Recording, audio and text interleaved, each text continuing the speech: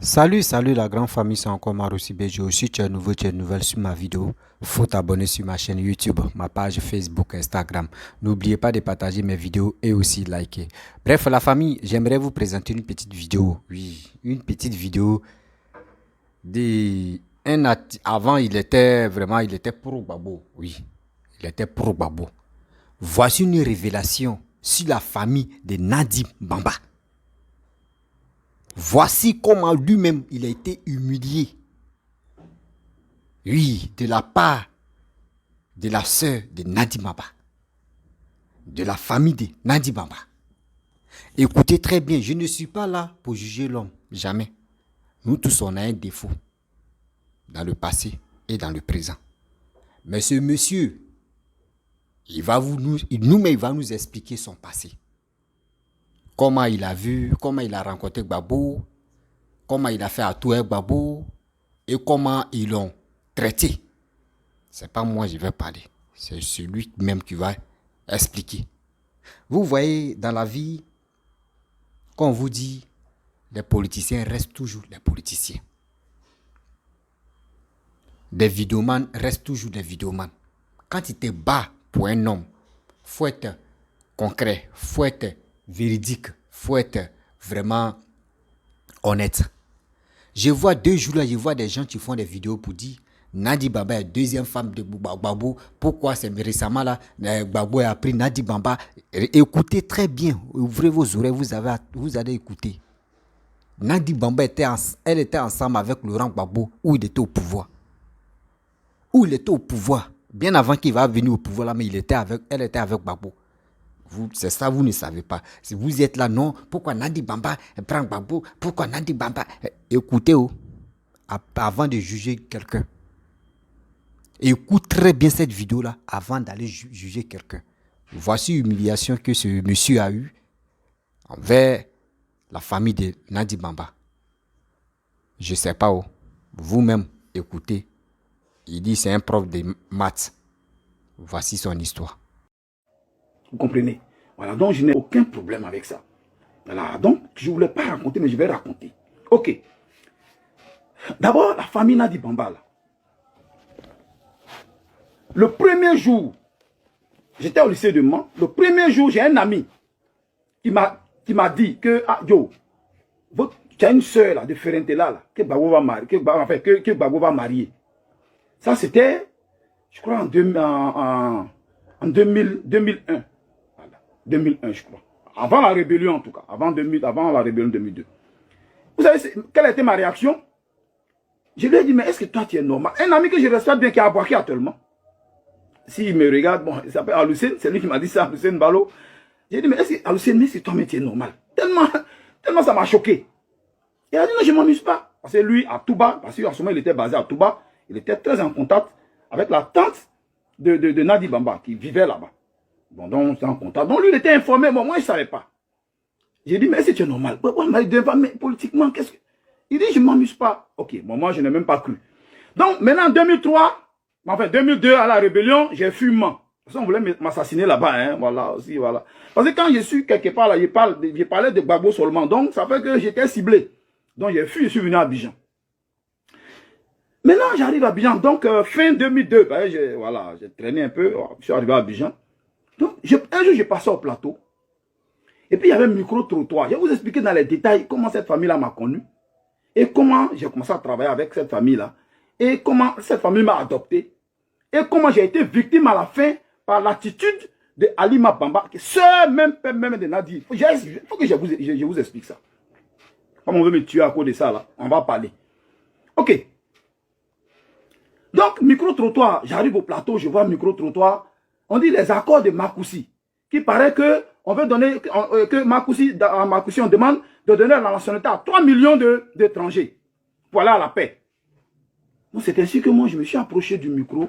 Je me rappelle, ce micro-trottoir, là, Mo Emmanuel a parlé ce jour-là, il était là, il s'est exprimé. Bon, moi, je suis venu, j'ai dit au journaliste, il dit, s'il vous plaît, monsieur, je suis du Nord, je veux m'exprimer. Bon, donc, le fait qu'il dise que je suis du Nord, là, ça a attiré son attention. Il est venu me donner le micro. Voilà ce que j'ai dit exactement. Peut-être que ça peut vous énerver encore si vous voulez, les petits du Nord, ceux du Nord qui m'écoutent. Mais je le disais vraiment en fonction de mon bord politique. J'ai dit, donner la nationalité à certaines personnes. Après avoir pris les armes, j'ai dit, ça va laisser de mauvaises traces dans les archives. J'ai dit, parce que ceux dont on parle aujourd'hui, beaucoup ont des noms comme nous. Moi, je m'appelle Touré Mamadou. J'ai dit, certains ont aussi le même nom que nous. Bon, mais maintenant, on leur donne la nationalité. Parce qu'ils ont pris des armes. J'ai dit, demain, là, ça va... On pourra faire la confusion avec nous, nos enfants. On dira que c'est vous qui avez tué hier pour devenir ivoirien, là. On ne fera pas la différence entre le Touré Mamadou de Côte d'Ivoire et de la Guinée, du Mali. Donc, nos enfants, demain, seront traités. Déjà que les gens du Nord se plaignent d'être traités d'étrangers. Donc, demain, une autre masse encore va venir s'ajouter. Il dit, franchement, ce n'est pas la bonne manière. Voilà. Et que ça va nous fatiguer demain. Mais, ça, c'était aux environs de 11 h. Après ça même, j'ai fini mes courses. J'étais venu à la Sorbonne pour écouter un peu les orateurs. En ce moment, je n'intervenais même pas encore à la Sorbonne. Je suis venu écouter un peu les orateurs entre midi et 2. C'est ainsi qu'à 13 h, au journal de 13 h, mon interview là, le micro-trottoir là, c'est passé au journal de 13 h. Donc quelqu'un m'appelle pour dire, ah, un petit là, vieux père, mais Joe, tu es un champion. Il dit, comment ça? Il dit, mais journal de 13 h, tu as parlé à la télé. Il dit, ah bon, c'est tout à l'heure, à 11 h là même, ils ont fait la chose. Ok. Donc j'arrive le soir à la maison, journal de 20 h, ils ont fait passer ça. C'est passé sur 3 jours, effectivement. C'était en 2003. C'est ainsi que, je me suis présenté, j'ai dit, Touré Mamadou sur le Ferentela. Et le discours, ça a pris. Ça a pris ceux qui étaient du bord, Babo, bien sûr, la galaxie patriotique. C'est ainsi que la maman de Nadi Bamba, qui s'appelle Tanti Ba, les gens l'appelaient. Sûrement que Nadi aussi a été appelé sûrement. Donc, Tanti Ba est donc entré en contact avec même monsieur du FPI au Dokui. Elle allait demander à ce dernier-là, ah, mais les gens m'appellent, il y a un jeune de Ferentela, parce que Tanti Ba, elle est de Ferentela, la maman de Nadi est de Ferentela. Ok? Donc, mais vraiment, que tout le monde, les gens m'appellent pour dire, est-ce que je le connais? Qu'il a parlé à la télévision, ça s'appelle Touré Mamadou. Donc, est-ce que vous le connaissez? C'est là ce dernier a dit, oui, oui, il vient chez moi ici régulièrement. Il vient chez moi régulièrement.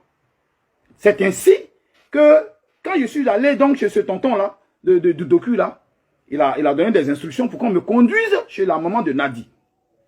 Donc, quand je suis arrivé là-bas, donc quand je me suis présenté, elle a dit, ah, c'est toi. Elle a pris son téléphone, elle a appelé Nadi Bamba. Elle a appelé sa fille. Elle dit, ah, mais c'est lui qui a parlé à la télévision là. Puis Bagua a aimé son discours là. Il est là, il est chez moi. Donc, elle m'a passé au téléphone. On a échangé. Nadi a dit, bon, le jour où il est venu chez maman, bon, vraiment, on va se voir. Vraiment, félicitations. Bagua a aimé vraiment ce que tu as dit. C'est comme ça a commencé. Donc, Nadi, le jour où Nadi est venu, on m'a appelé, je suis allé, j'ai fait connaissance avec elle. J'ai fait connaissance avec elle, et puis bon, c'est parti. Donc, j'avais son contact. Nadi me respecte tellement que même par un simple SMS, parce que c'était pas facile qu'elle décroche, parce que quand même, c'était la femme du président de la République quand même. Donc, mais quand je lui envoie un SMS, elle m'appelle. C'est un respect.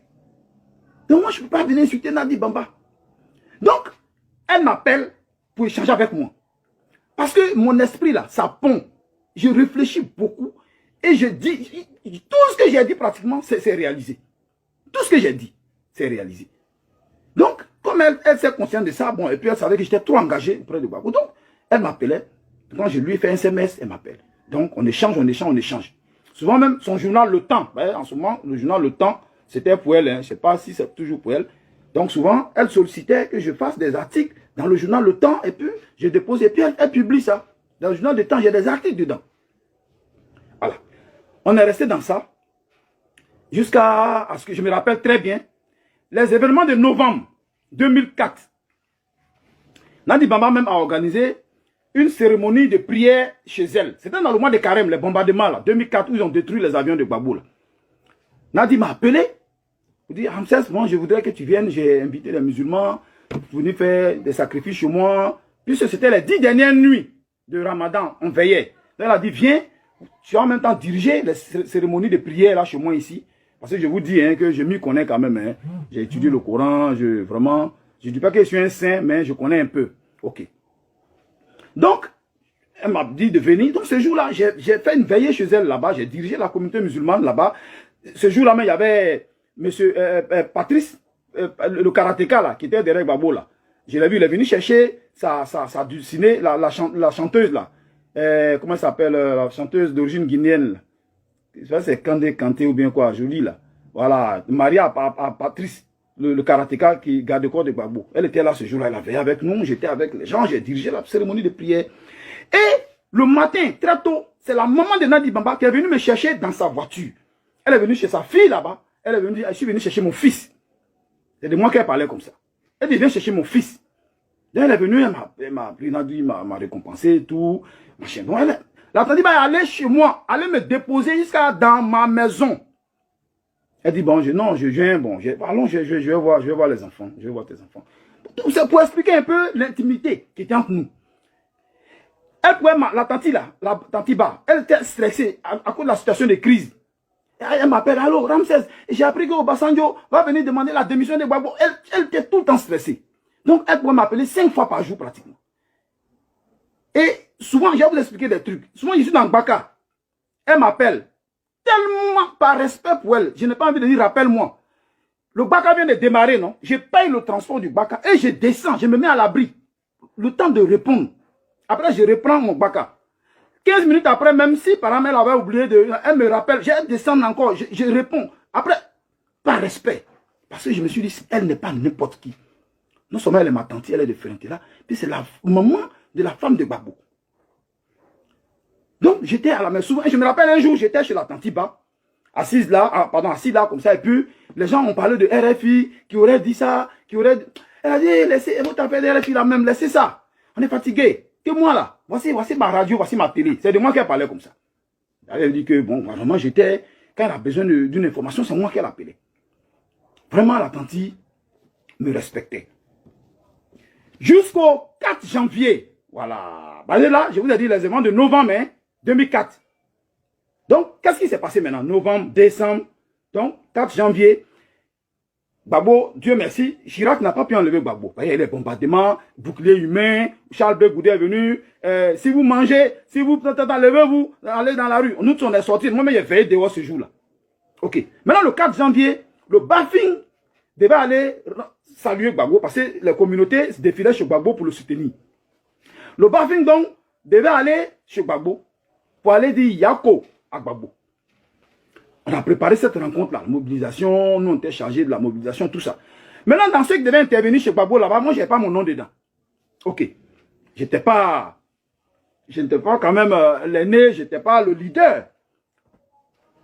Ce jour-là, ceux qui ont pris la parole, il y avait Kassoum Fadiga, le mari de Halima Bamba. Halima Bamba qui est la sœur directe de Nadi. Donc, le mari de Halima là, qui est Kassoum, qui a fait le discours principal ce jour-là. Et arrivé là-bas, qu'est-ce qui s'est passé? Les gens ont demandé, bon, l'imam devait faire, il y a un imam qui devait faire, l'imam, c'est Samkade, le Koyaka, là. Non, l'imam, oui, un imam en tout cas, qui devait faire la bénédiction finale, si je me trompe. L'imam, il y a un imam en tout cas qui était prévu pour faire la bénédiction finale. C'est ce que Sylvain Nebou, conseiller spécial du président de la République, chargé de la communication, Sylvain Nebou, a demandé à Koné Lanciné, conseiller spécial de Gbagbo, ils étaient assis juste derrière Gbagbo. Ils ont demandé à Koné Lanciné, est-ce qu'il n'y a pas un traducteur? L'imam va faire des bénédictions, il va venir sur Rabana, Atina, Fidounia, Sanata, bon, en arabe ou bien en malinké, bon, est-ce qu'il n'y a pas de traducteur? C'est ainsi que Koné Lanciné a pensé à moi directement. Me connaissant, donc ils se sont, donc Koné Lanciné a appelé Smoro Aboulaye, conseiller économique. Est-ce que Ramsès n'est pas dans la salle? J'étais assis loin au fond. Donc ils sont allés m'interpeller. Gbagbo m'était installé, donc j'ai dû ramper pour les rejoindre. Ils m'ont dit, assieds-toi là, quand l'imam va parler après là, tu vas traduire. Oh, voilà comment je suis arrivé sur la scène. Donc quand l'imam a fini, donc les invocations, les bénévoles, Kassoum avait déjà fait son discours. Donc c'est ainsi que quand l'imam a fini ses invocations, on a dit, bon, monsieur Touré, d'abord, avant que l'imam ne parle, ils ont dit, bon, après l'intervention de l'imam, la traduction sera faite par monsieur Touré Mamadou, professeur de mathématiques. Ok, donc je me suis mis à côté. Mais ceux qui m'ont vu là-bas, ils ont dit, mais lui, il est arrivé ici comment? Ah, Voilà, personne ne savait comment je me suis retrouvé là-bas. Ok. Donc quand l'imam a fini, donc moi je me suis levé, j'ai pris la parole. Comme j'étais un habitué des agoras, et puis vraiment, je connais des versets coraniques qui se rattachent à la résistance patriotique. Hein, par exemple, on nous dit, il y a un hadith du prophète qui dit, Hobul watan minal iman. L'amour de la patrie fait partie de la foi. Bon, donc j'ai évoqué ces choses-là. Et puis j'ai démontré que nous, les musulmans, qui étions derrière Gbagbo, nous étions des vrais musulmans. Parce qu'effectivement, nous sommes conscients que la patrie, la notion de patrie est une notion islamique. Bon, donc, j'ai expliqué, vraiment, je ne vais pas revenir, je n'ai pas fait le résumé de ce que j'ai dit, mais ce jour-là, Gbagbo a été ému. Et quand j'ai fini, et la salle criait comme ça. Quand j'ai fini, Sylvain Noubou m'a dit, va saluer le président. Donc, quand je suis arrivé devant le président, il était sur un petit podium installé, c'était au palais, au plateau. Moi-même, j'ai tendu ma main, j'ai soutenu ma main comme ça, par l'autre main, je voulais lui donner. Il ne m'a même pas pris par ma main, il m'a embrassé. Genre, et puis il me tapait dans mon dos, et il disait à mon oreille, que Dieu te bénisse, j'ai besoin de toi. J'ai besoin de toi. Et c'est ainsi qu'il m'a pris par la main, il m'a mis à côté de lui, et il regardait à qui, il cherchait à qui me confier. C'est ainsi qu'Alima est venu se mettre à côté. Parce que je vous rappelle ce jour-là, Alima, qui est la sœur de Nadi Bamba, ce jour-là traduisait, il y avait des danseuses qui venaient, les chansons, elle traduisait à l'oreille du président les significations des chansons. Donc elle était à côté un peu quand même. Donc elle est venue se mettre à côté. Babo dit, bon, Alima, prends son contact, publiquement, au micro. La salle était bourrée comme ça. Prends son contact, j'ai besoin de lui. La semaine prochaine, viens avec lui au palais. Vraiment, j'ai une mission pour lui. Le 4, samedi 4 décembre 2004. Vous comprenez ça? Ok. C'est ainsi que, bon, quand on est venu de là-bas, je me rappelle ce jour-là, quand on est sorti de la salle, les gens sont venus, il y a un attroupement autour de moi, les gens voulaient prendre mon contact. Il y avait du monde. C'est là, il y a un corps habillé qui est venu me tirer de la foule, qui a dit, qui a pris son contact, allez prendre avec lui. Il m'a tiré de la foule, parce qu'il devait avoir, c'était suivi de dîner, de petit déjeuner, parce que c'était dans la journée. C'était de déjeuner, pardon. Par exemple, on devait manger à midi, au palais, il y a une salle qui était là où on devait nous recevoir. Ok. Donc, une semaine après, j'appelle Alima. Je dis à Alima, à Ramsès, comment ça va? Elle avait mon numéro aussi quand même. Donc je lui dis, elle dit les nouvelles. Je dis non, bon, il n'y a rien de grave. Bon, par rapport à ce qui s'est passé au palais. Donc j'appelais, bon, pour savoir un peu comment on allait faire. Elle dit, tu es où? Je dis non, je suis à la maison. Elle dit, bon, viens chez ma maman. Sa maman au dos cuit. Sa maman était au dos cuit. Viens chez ma maman, on va se rencontrer. Je me suis mis en costume. Pour moi, de là-bas, on partait directement au palais. Donc, je me suis mis en costume. Ok. Riez, je sais que vous souriez, mais c'est ça la vie aussi. Voilà. Donc, je me suis mis en costume et j'arrive chez sa maman. Elle est venue légèrement en retard. Donc, elle arrive, elle s'assoit, bon, machin. Alors, Ramsès, comment ça va? Ok, quelles sont les nouvelles? Donc, j'ai répété encore les nouvelles. Je vous jure, sur tout ce que je cherche sur la terre, écoutez ce qu'elle va me dire. Alima Bamba, soeur de Nadi Bamba, regardez ce qu'elle va me dire. Elle me dit, mais Ramsès, je vais te poser une question. Mais au palais, là, ce jour-là, qui t'a donné la parole là-bas? Wallah et Bilal Talay. Elle dit, qui t'a donné la parole là-bas? Je lui ai dit, mais Alima, mais c'est quelle question ça? Sa main était assise, hein? Sa main était assise. Qui t'a donné la parole? Je lui ai dit, non, mais écoutez. J'ai dit, mais je pense que les propos que j'ai tenus là, est-ce que j'ai vexé quelqu'un? Elle dit, non, non, non, non, non. Il y avait quand même, il y avait un ordre de passage. Tu n'étais pas prévu. J'ai dit, non, effectivement, c'est là-bas qu'on m'a fait appel, venir traduire les bénédictions de l'imam. Bon, et puis j'en ai profité vraiment pour motiver la foule, pour motiver nos parents du Nord, pour les encourager à la résistance patriotique. Mais est-ce que c'est mauvais? Elle a dit, non, non, non, mais c'est pas comme ça, c'est pas du désordre. C'est là que j'ai interpellé sa maman. J'ai dit, attends, regarde comment ta fille me parle. Maintenant, regardez ce que sa maman va me dire. Sa maman me dit, mais Ramsès, c'est vrai, mais toi aussi, tu es venu tomber dedans comme ça, comme des cheveux sur la soupe. Seigneur, quand elle m'a dit ça, j'ai eu la chair de poule. Et c'est ainsi que j'ai dit, Subhanallah. Et puis j'ai dit, bon, vraiment, salam alaikum. J'ai demandé la route, je suis parti à la maison. J'étais frustré.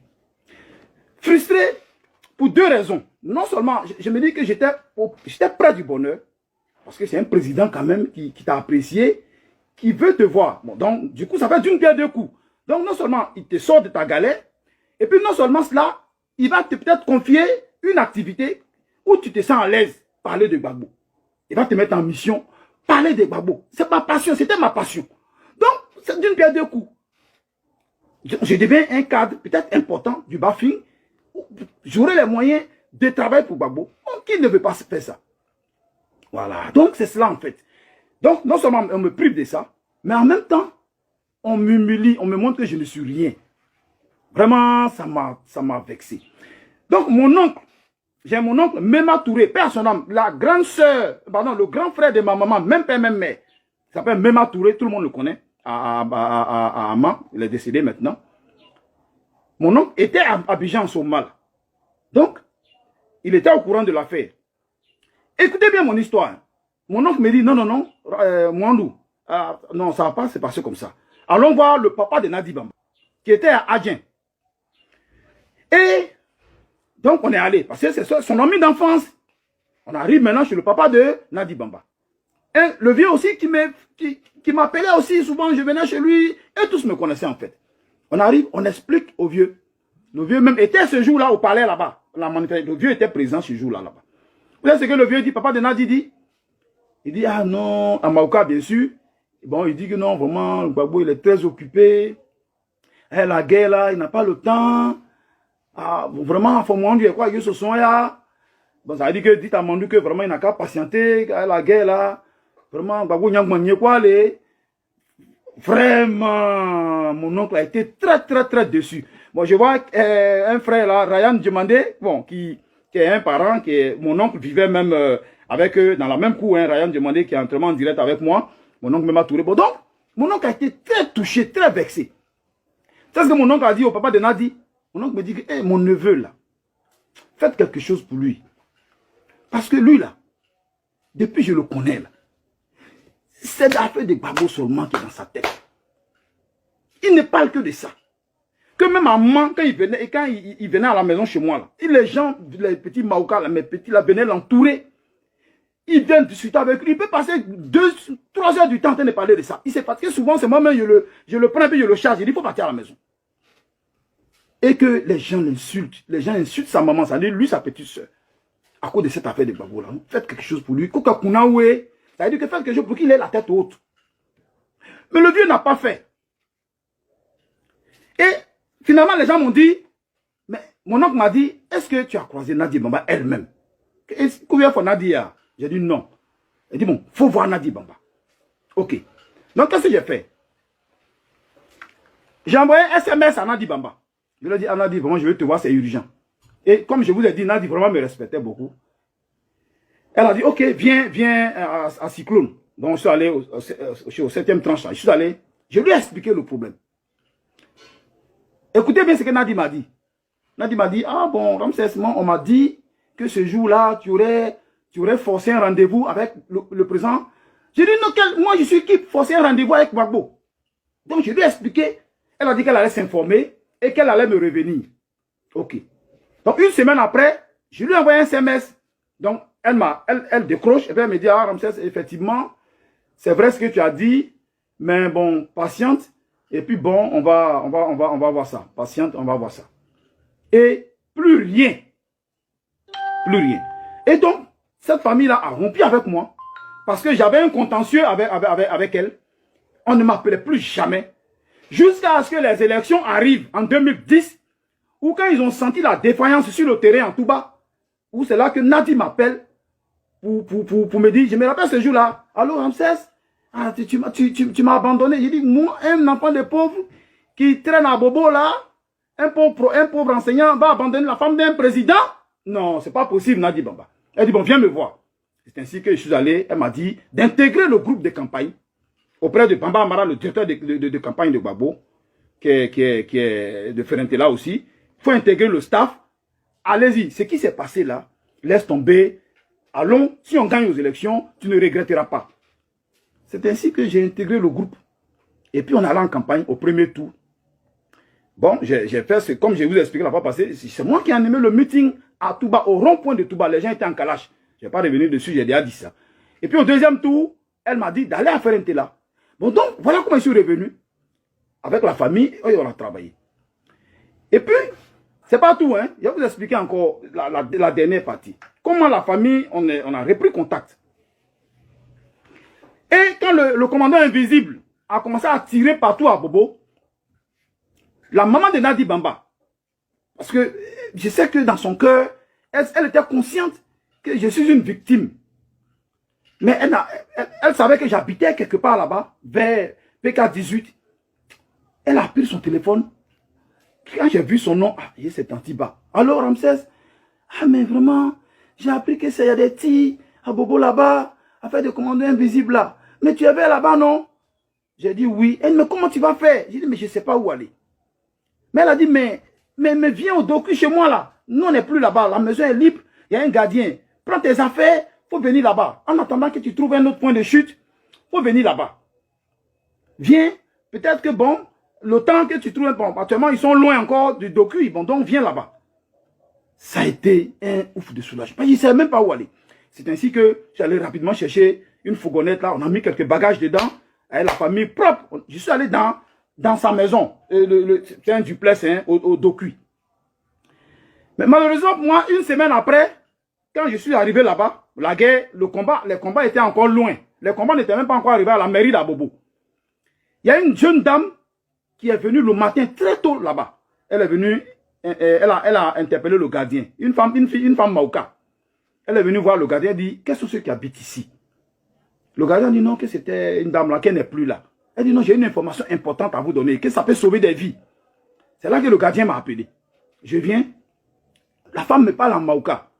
Elle dit, il y a eu une réunion la nuit au Marley, il y a un coin d'Abobo là, au Marley, que les gens disent qu'ils vont venir attaquer la résidence de la Tantiba, la maman Nandi Bamba. Seigneur, c'est ainsi que j'ai eu la chair de poule. Donc il fallait quitter immédiatement la maison. C'est ainsi que j'ai appelé mon cousin, qui est actuellement qui est en direct, qui est en train de me regarder, il s'appelle Valenciné, pardon, on l'appelle Val. Ce jour-là, c'est Val qui est venu me chercher rapidement avec sa voiture pour aller m'héberger chez lui, dans sa somptueuse maison. Il va sourire à la Rivera.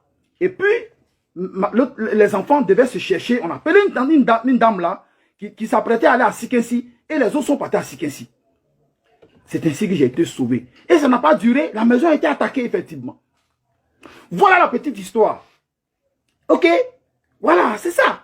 Donc, je raconte cette histoire-là. Maintenant, pour ceux qui m'ont menacé, qui veulent me tuer, venez, j'ai fini de raconter l'histoire. Je suis une victime de l'arrogance de la sœur de Nadi Bamba, qui s'appelle Alima. Son mari était DG de Petrosi, elle-même elle était cadre à l'ONASI. Voilà, c'est tout. Mais pourquoi être méchant autour du président de la République? Cette vidéo-là, faites écouter ça à Gbagbo. Pour qu'il sache aussi ce qui s'est passé. Il y a eu des victimes aussi dans cette affaire-là. Écoutez. Mais moi, j'aurais pu dire, bon, ok, quand Ouattara est venu au pouvoir, là, bon, je vais aller derrière Ouattara. Je n'ai pas fait ça. Je n'ai pas fait ça. Parce que j'ai dit, le nom Gbagbo, là, c'est collé à ma peau. J'ai dit, je veux rester digne dans la pauvreté. Alors, mais maintenant qu'aujourd'hui, là, je ne suis pas d'accord avec l'acte que Gbagbo a posé, j'ai dit, il aurait pu réunifier son parti, c'est ce que j'ai dit. Alors, quel est votre problème? Et vous menacez, vous allez me tuer, vous allez tuer qui? Bref, la famille, vous-même, vous avez écouté l'histoire de l'humiliation. Vous savez, dans la vie, moi, je ne peux pas accuser. Voilà, je ne peux pas dire ce qu'il a dit, c'est vrai ou c'est faux. Parce que, avant de donner,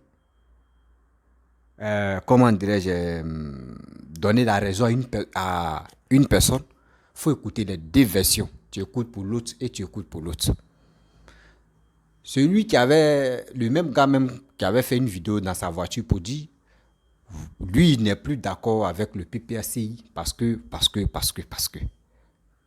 Donc, si on comprend très bien, voici la raison pourquoi. Mais mon frère, je peux pas, tu me connais pas, je te connais pas, je peux pas te juger si c'est vraiment faux, mais si c'est faux, tu peux pas venir parler de ça ici parce que quand tu parlais, tu mentionnais les noms des gens, donc ça veut dire ce que tu disais est vrai. Mais on n'a pas quoi écouter aussi la version de la famille de Nadi Bamba. Parce que moi, je dis toujours, avant de juger quelqu'un, il faut écouter les deux versions.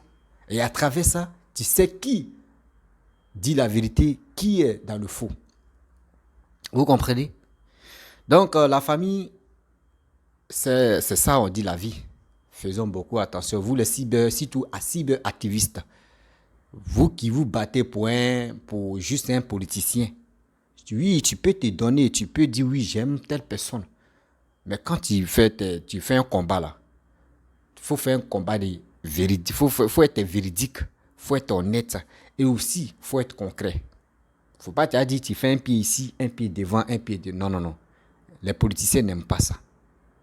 Ok? Les politiciens n'aiment pas ça. Aujourd'hui, ils t'ont menacé de mort. C'est pour cela que tu es en train de venir parler de ça. Donc, si ils comprennent très bien, maintenant, quand tu... une nouvelle stratégie maintenant, si ce n'est pas pour dire le poison arrive vers toi, ou soit c'est les menaces de mort, s'il vous plaît, n'amenez pas cette histoire de ce que les Camerounais font là en Côte d'Ivoire. Ce game-là, enlevez ça dans votre politique. Ce game-là ne vous ressemble pas. Oui, ce game-là, ça ne vous ressemble pas. Moi, je sais très bien que l'Ivoirien n'est pas dans ça. L'Ivoirien, quand l'Ivoirien copie, là, il copie très mal. Qui était dans cette histoire de dire empoisonnement, menace de mort, des choses là. Non, arrêtez ça. C'est Afrique, surtout c'est les Camerounais qui sont forts dedans. Donc la famille, vraiment, j'aimerais vous laisser. Voilà, je ne vais pas trop être très long. C'était pour vous présenter cette vidéo-là, pour que nous tous, on soit au courant de cette histoire-là. Voilà, et moi j'ai vu cette histoire-là, il dit je ne peux pas la garder pour moi. Et je dois aussi partager cette vidéo-là, cette histoire-là à ma communauté pour que nous tous, on puisse, même niveau de communication aussi, d'écouter des révélations comme ça. Donc, je vous dis, faisons beaucoup attention. Et aussi, allez-y vous enrôler. Partez vous enrôler, c'est nécessaire. Parce que 2025, là, on doit se donner au fond. Oui, on doit se donner à fond pour que on puisse aller s'enrôler. Donc, mettons-nous ensemble pour aller s'enrôler. Pour qu'on puisse être, on puisse nous tous faire nos choix. Pour dire, moi, je vais voter telle personne et je vais voter telle personne. Donc, la famille, vraiment, si tu es nouveau, tu es nouvelle sur ma vidéo, il faut t'abonner sur ma chaîne YouTube. Oui, abonne-toi sur ma chaîne YouTube, ma page Facebook, aussi Instagram. N'oubliez pas de partager mes vidéos, likez, laissez les commentaires. Abonnez-vous. Je vous dis à très bientôt. Ciao.